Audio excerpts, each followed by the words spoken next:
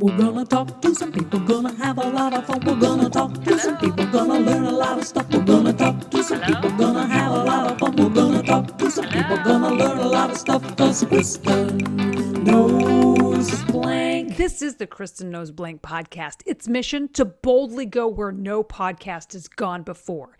This week's topic, well, we'll get to that. Hi, everybody. Thank you for listening. Please take a second to like, subscribe, and follow this podcast. However you're listening or watching, there's going to be a button somewhere that says like or follow or subscribe. Push that button and see what happens. You might initiate the warp drive.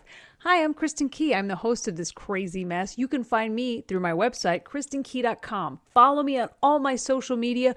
Join my Patreon. We always have fun stuff, and there's a monthly game night. Now, my guest this week is a hilarious comedian, best known for her role in Flex and Shanice. Hey, computer lady, play that interview with Brooklyn Jones. Playing interview with Brooklyn Jones.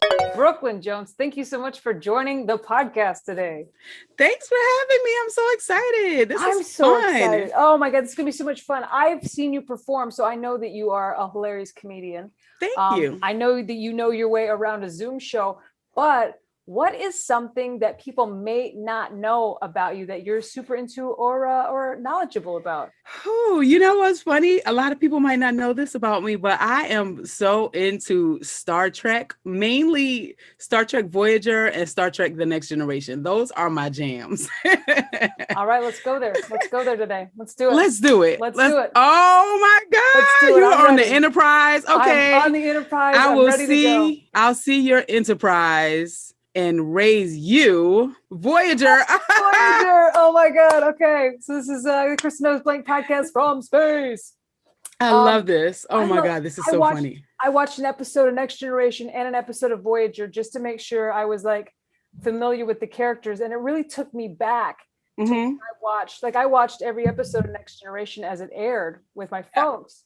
How did you get into, where did your Star Trek love come from? You know what's crazy? I'm not 100% sure. I know when I was younger, my mom used to watch Voyager all the time. And I used to always be like, why is that lady's voice so deep? Because Kate Mulgrew's voice is so freaking deep. And kids are ignorant. I'm like, you watching that deep voice lady again? So a couple of times, I sat there and watched Voyager with her. And I was like, this is actually a good show. And then 7 of 9 made an appearance, and I absolutely fell in love with 7 of 9. I think I was hooked on Voyager after I saw 7 of 9 because she's just amazing. She's beautiful and she's actually funny, even though she plays it straight. And then the Next Generation, I don't even know how I got into the Next Generation. I don't even remember when I first saw it or why I started watching it. But I remember before I even knew about my sexuality, thinking back, one of my first crushes was Deanna Troi. I was in love with her. So I just watched. Troy. I watched the pilots for both shows. Which, by the way, I don't know if you've seen Next Generation's pilot, but it's garbage. It's absolutely trash. Is that the one where they're being attacked by some inky thing? It's the one where Q's on there, and Q comes in as a pirate, and then he's wearing flowing robes, and they go to this weird trial. It's bananas bizarre. It is. You know what? Bizarre. The only thing I really remember about the pilot is Deanna Troi's little dress. Yes. And Tasha Yar. Oh my God. That's, I think, when I was a little girl, liking girls and not knowing it, she was one of those characters. I was like, short hair, you can do that? You can have short hair and be a badass, and then her acting kind of takes you away from the crush a little bit because it wasn't great. That episode was trash. The Next Generation, the very early episodes are very cheesy and campy, very similar to Star Trek the original series. Even the sets are just kind of looks like a school play. Almost styrofoam blocks. Styrofoam, and everything just looks real fake, but you can tell the budget increased as the show went on because the sets got better, and when they went on away missions, things just looked a lot more real. Because the original series, I watch it, but I can't take it seriously. And the original series just looks ridiculous. One of the aliens that they had was just a little dog with a unicorn horn on his head. And I was like, that's supposed to be an alien. It's just a damn dog with a horn on his head. It was so dumb. I was like, I don't think I can watch this. No. And I feel like a Next Generation, Captain Picard, Patrick Stewart, he did not play it like it was a high school play or like it was a weird show. He played it like classically Serious. Trained. These are my lines. I'm going to deliver it as if I am the captain, and all this is real. And so it really, I thought he took you back into it. Yeah, he made it real, and it was no longer cheesy. It was only like the first or the earlier episodes that were kind of cheesy, but then they were like, you know what, we got to take it up a notch. We can't be like having unicorn dogs and stuff. We got to have real aliens and stuff. And you know what cracks me up about Star Trek though? What? They go into space to other people's planets and they call them the aliens. I'm like, bro, you are the alien. You're like all the way on somebody else's planet. You're like, the aliens are here. Yeah, bitch, it's you. Oh my goodness, I've never thought of that before. Right? You never thought of it.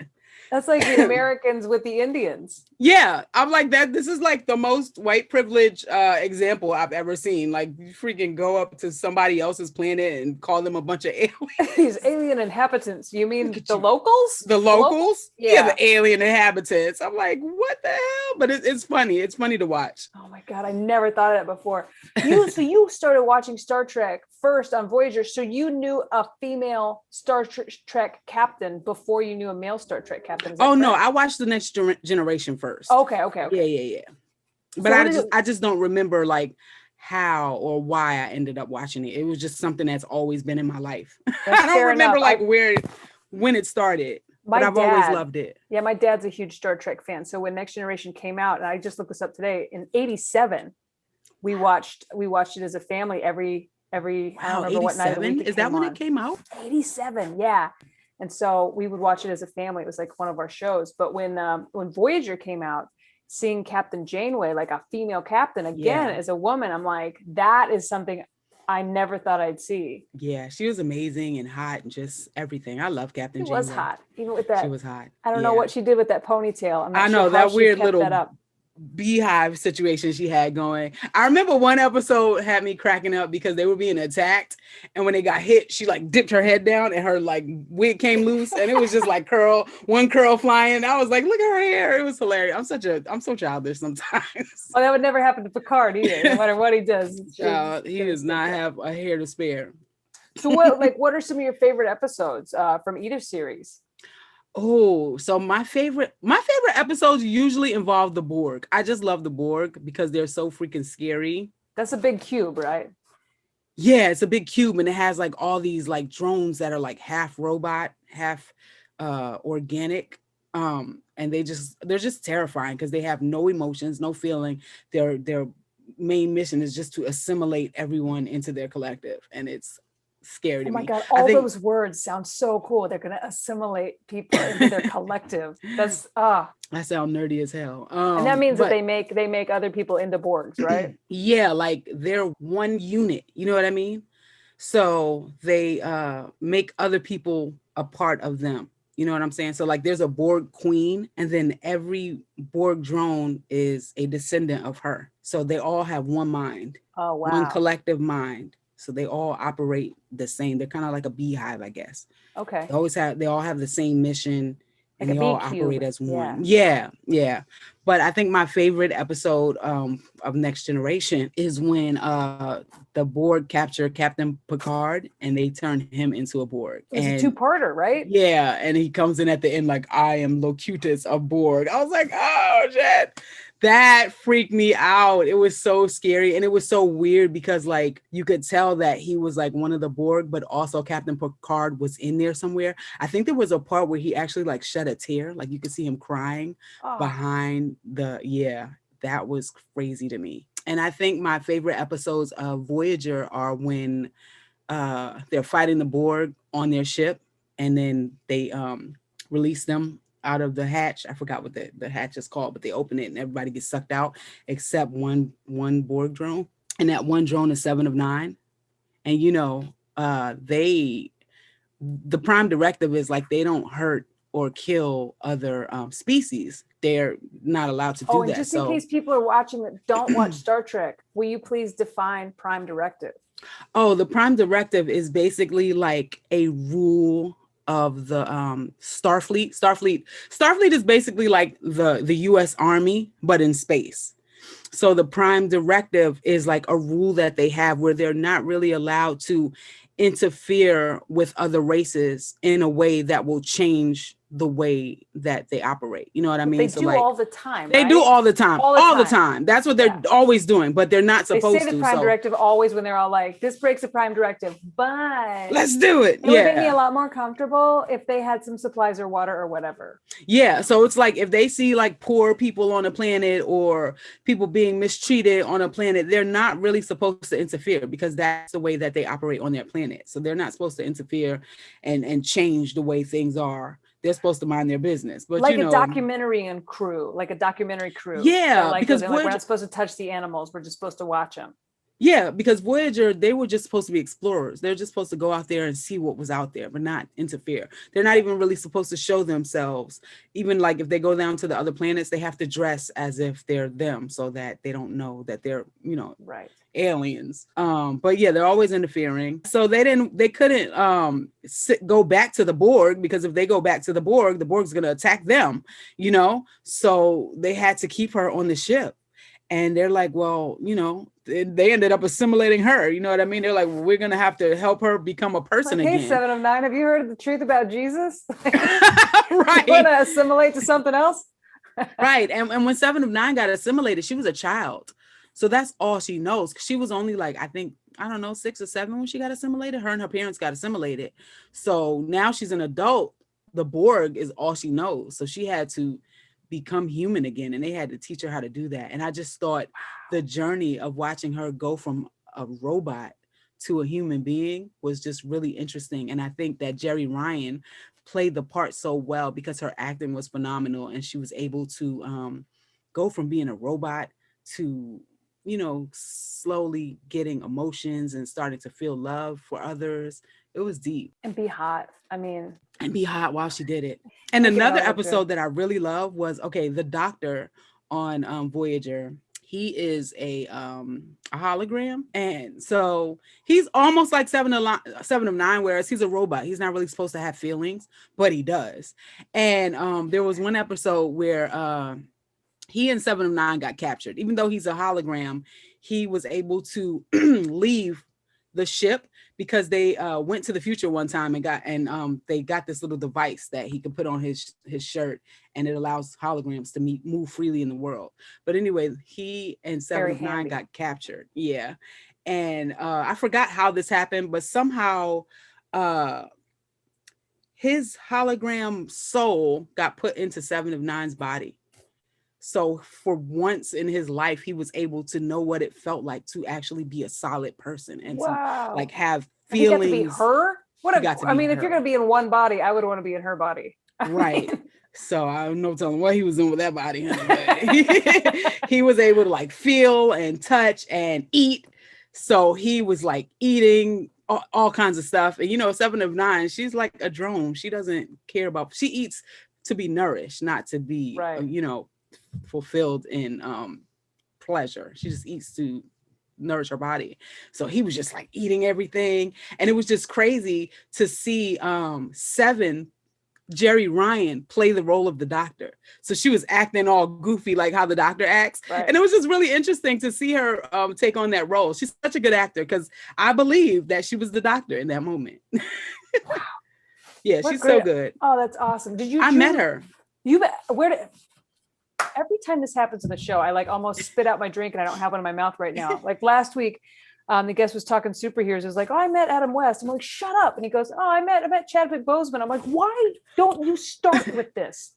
How did you ease into it? Yeah, I know. How'd you meet her? So funny. Okay, so my friend, he's really close to me. He's really like my cousin. Like when we introduce each other as cousins. But he's friends with what's that guy's name that does the Wind shampoo hair products? I forgot his name, but he does what like kind of shampoo? His brand is called Wind, W-E-N. Okay. And he makes like shampoo, and he does these infomercials, and there's celebrities all on there talking about how they love his shampoo or whatever. But anyway, my cousin is friends with him, and every year he has like this big Christmas party. And my cousin was like, yo, you want to go to this Christmas party with me? And I'm like, hell yeah. I'm always down for a party because I know it's going to be food there. So I go to the party with him and we roll up. It's like all up in the Hollywood Hills, all fancy and stuff. And, you know, like I'm a person who I know a lot of celebrities personally, so I don't get excited about most celebrities. I really don't care, but certain ones that I really love, I'll be like, okay, I need to meet that person, you know? So we're like getting our credentials to get into the party, and I freaking see Jerry Ryan getting her credentials to get into the party. And I'm like, oh, that's 7 of 9. Now my cousin doesn't know what the hell I'm talking about. He doesn't watch Star Trek. And I'm like, that's 7 of 9. He's like, what are you talking about? I'm like, there's Jerry Ryan over there. I'm like, I have to meet her.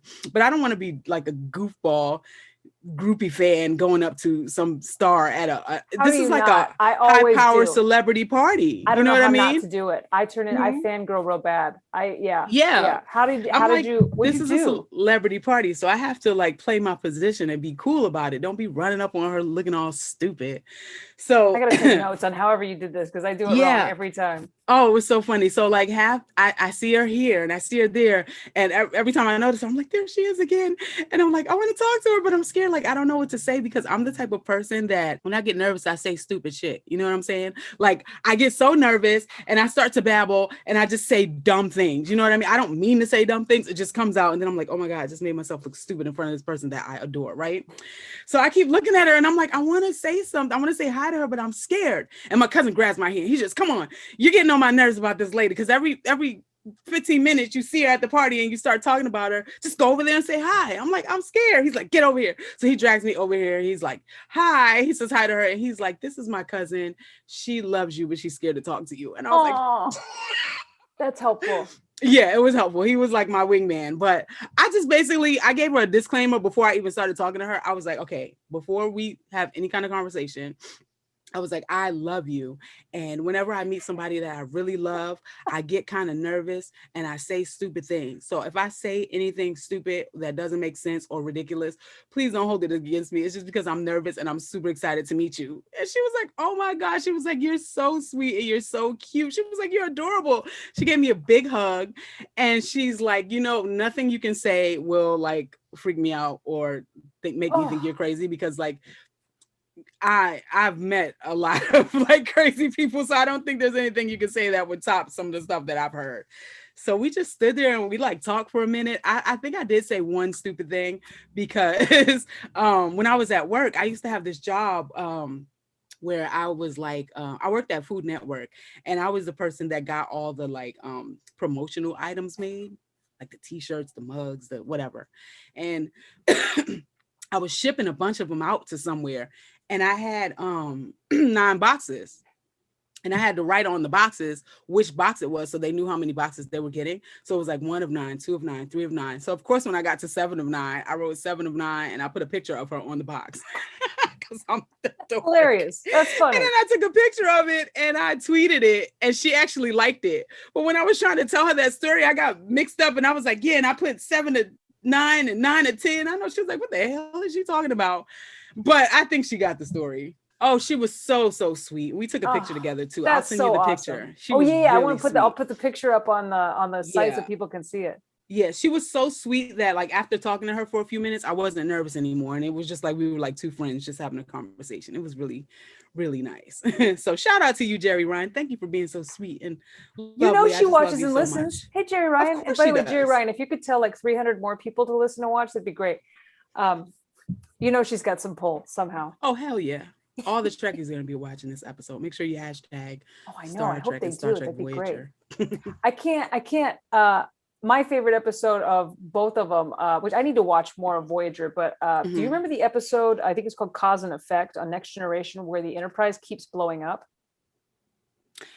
Do I remember that? That sounds familiar. They're stuck in a time loop and they're playing poker. It all starts it always starts over again with them playing poker and then something happens and the Enterprise explodes. At the end of it, I think there's a cameo with Kelsey Grammer. Yeah, I remember that. One of my favorite episodes of Next Generation, just because the time looping and the every time you're just like, maybe it won't explode this time. It exploded again. Do you remember there was an episode of Voyager where somehow they got into some kind of weird time thing where 2 Voyagers existed in the same time? at the Was same this the exact one with time. old Janeway? Was it where What do there you was a mean? young Janeway and an old Janeway? No, they were both the same age, they were in the same time frame, but for some reason they were in the same dimension together. So there were two Janeways, two Parises, two Kims, and they got attacked. Both ships were being attacked in some kind of way, and they lost Naomi Wildman, the Wildman lady. She was having a baby on one ship, and the baby died because they couldn't get the oxygen right or something like that. And then on the other ship, the baby was born too. And then Harry Kim died on the same ship that the baby died on. And as they were blowing up the ship where the baby was alive and the Harry Kim was alive, they sent Harry Kim and the baby to the ship where they both died. So going forward, everybody died on that ship, on all the Voyager crewmates and Janeway, everyone died on that ship. But as the ship was blowing up, they sent Harry Kim and the baby to the other ship to replace the one that had died on their ship. So going forward after that episode, that Harry Kim was not their Harry Kim. It was the Harry Kim from the other ship. So they had to kind of like get to know him again. And it was kind of freaky because like he had most of the same memories, but you know, some of it was a little different because they were in a different dimension. There was a different timeline or whatever. Yeah. Isn't that crazy? That is crazy. So when Harry Kim goes home to his parents, he's going to go home to his parents, but they're also not his parents because his parents are in the other dimension. Yeah. Oh, bizarre. It's so good. It's so good. Like I'm going to watch more of, like, I kind of got down a rabbit hole last night. I'm like in my bath I got one of those bath trays that you can put an iPad on. Yeah. So it's like a bath desk. That sounds so comfortable. I just went down. Yeah. I went down a Star Trek rabbit hole, and I wanted to ask you, of all the Star Treks, what's your favorite theme song? Because they're all different. Voyager. For some reason, it's the like boom, boom, boom. Yeah, the boom, the big, those, I don't know what those big drums are called, but for some reason, I love them. When it's like incredible. Boom, boom, boom. I'm like, oh shoot. My dad used to do, he would be like, all right, hum the original Star Trek and then Next Generation back to back to see if you could do it. So can you do it? Can you hum the original Star Trek theme and then Next Generation? Let's see.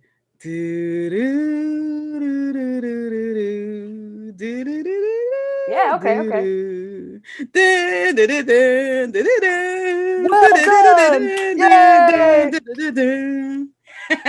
Well done. It's time for 5 quick questions. You have so much knowledge about Star Trek, but now I want to put your knowledge to the test and ask you 5 quick questions. Okay.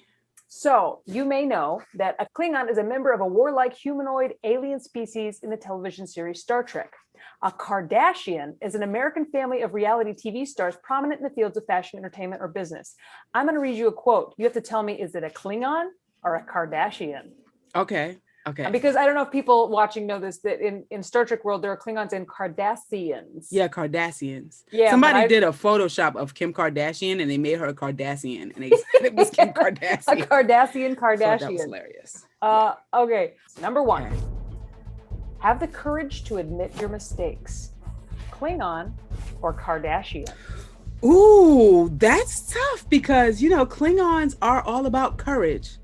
But I don't really see them admitting any mistakes. So I'm going to go with the Kardashians. I love this quiz already. You are incorrect. That is actually a Klingon. Oh shoot. So I'm bad at quizzes. Oh my God. There were so many quotes from the... Oh, anyway, I'll tell you after the quiz is over. Okay. So far, you're 0-1. And it makes me feel good. I'm always rooting against you. So I'm like, yes, take that. Okay. Number 2. Is this the Klingon or the reality star family, the Kardashians? Number 2, Klingon or Kardashian? Number 2, don't judge someone's attitude until you felt their pain. Kardashian. That's true. That is from the Kardashians. That was Kendall Jenner said that from the family, the Kardashians. Excellent. Okay, you're 1-1. Doing fantastic. Doing great. Okay, number 3, if you must negotiate, watch your enemy's eyes. Oh, that was a Klingon. That is correct. That is a Klingon proverb. Okay, you're doing so well. So far, you are 2-1. I'm mad at myself for getting one wrong. I wanted them all right. Oh, I love it when you miss one. Not you, but everybody. I'm always rooting for against you. Okay, number 4, Klingon or reality star Kardashians. Number 4, a beard is a symbol of courage. Klingon. That is Klingon. No, you are correct. You are correct. They're all about courage. And number 5, let's see, you are 3-1, doing great, almost aced it. Number 5, Klingon or Kardashian. I can smell when someone has a cavity. Ew, that's definitely a Kardashian. That is correct. That is Kim Kardashian. Hilarious. There were so many that I couldn't put on here because they were so obvious. Yeah. The bigger the hoops, the bigger the hoe was one of my favorites. That's definitely a Kardashian. I was like, oh man, that should be a Klingon. Like Lieutenant Worf said that.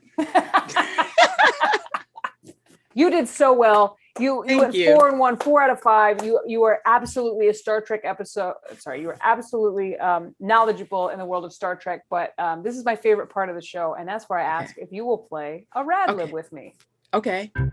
And now it's time for Rad Libs. Here's what happens. I've written a story and I've left out some parts of speech. If you give me those parts of speech, together we're going to make a hilarious story. Are you ready to play? I'm ready. Yeah. Okay. I need an adjective. Angrily. Is that an adjective? What's an adjective? Fat. Yes. A car rental company. Hurts. A plural noun. Babies. An adverb. This is it usually ends in ly, describes a verb. That's what I said before. Instead of an adjective, I said it. So I'll put angrily there. Yes. A verb ending in ed. Slapped. Excellent. A number. 17. A feeling. Horny. It's one of my all-time favorite words in the entire world. You just nailed it. And all-time favorite feelings. Oh my God, maybe that's why I like the word so much. Feels so good. Okay, nailed that. An adjective. Old. I can't wait to hear this. I know, it's getting good. It's really coming together here. Okay. I need a disease. Chicken pox. Oh, a body part. Butt cheeks. God, you're a good guest. You're fantastic. I wish I gave out prizes because I would just give you all of them. This is so good. A color. Yellow. A piece of furniture. Table. A verb ending in ing. Farting. God, I love you. Okay, this is great. It's going to be such a good story. It is clear that you've played a MadLib before. Yes. A phrase. Any phrase. Oh, shit. God, fantastic. Okay. An article of clothing. Bra. An animal. A raccoon. A side effect. Itchy anus. Oh, yeah. Itchy anus.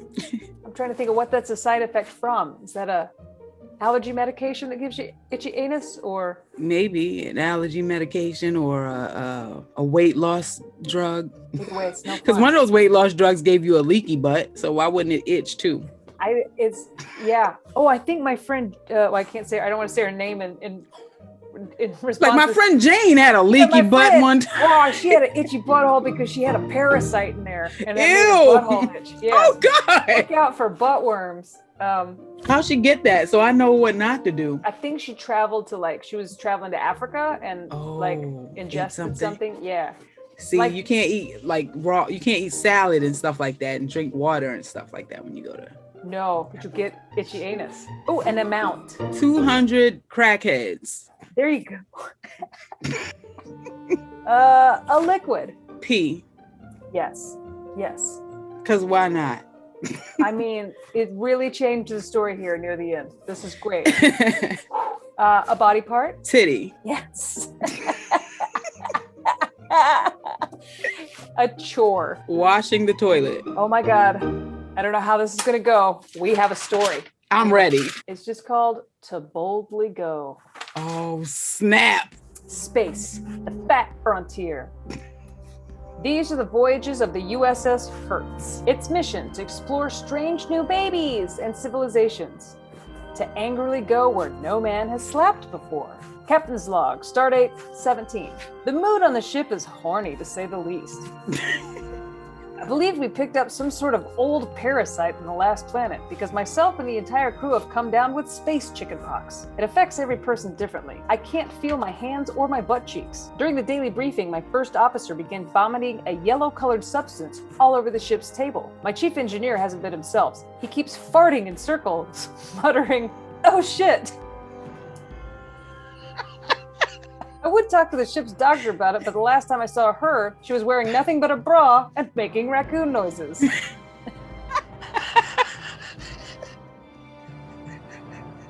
I fear for the entire crew's safety. I know that left untreated, we could all end up with itchy anuses.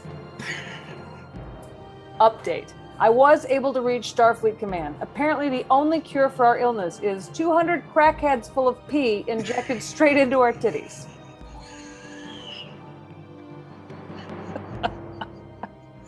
It was no easy task, but today everybody was able to report for duty, and we have a new mission: to wash the toilets. That was hilarious. 200 crackheads full of pee injected right into our titty. Oh my God. Oh, my stomach hurts. That was hilarious. I liked my crew member that was farting in circles, muttering, "Oh shit. Oh shit." Oh, shit. Oh, that was good. Thanks for that laugh. I literally had tears coming out of my eyes. Oh, I love making women cry. That's one of my favorite things. It's one of your hobbies. Well, I mean, oh God, thank you so much for coming on. Will you please tell my viewers and listeners where they can find you and what you have coming up? Hey guys, thanks for watching. You can find me at It's Brooklyn Jones on Instagram, or all my social media is on my website, itsbrooklynjones.com.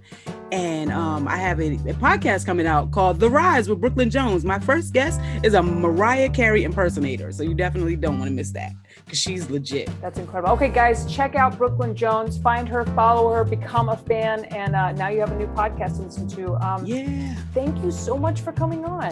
Thanks for having me. This was so much fun and so funny. Interview complete. Assimilating Brooklyn Jones. Muahahaha. Oh, and that's how Brooklyn Jones joined the Borg. Thanks, Brooklyn, and thank you guys for listening to the Kristin Knows Blank podcast. If you like this podcast, please take a second to like, subscribe, follow, leave a comment, leave a review, do something to make this podcast feel special. I'm Kristin Key. You can find me on my website, kristinkey.com.